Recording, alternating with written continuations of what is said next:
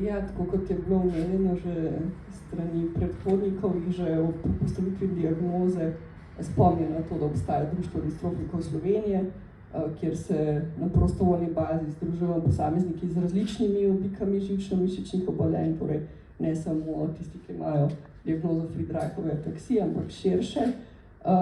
In običajno ljudje povedo, ko pridejo prvič k nam, da ko so slišali za diagnozo, da je to bilo precej šokantno in marsikdo potem v nadaljevanju ne posluša vseh nadaljnjih informacij.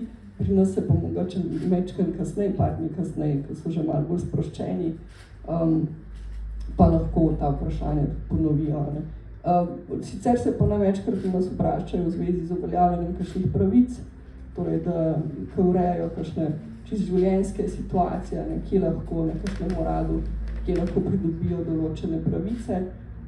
Tudi izmenjava izkušenj med posamezniki s podobnimi življenjskimi izkušnjami je velikokrat zelo dobrodošla.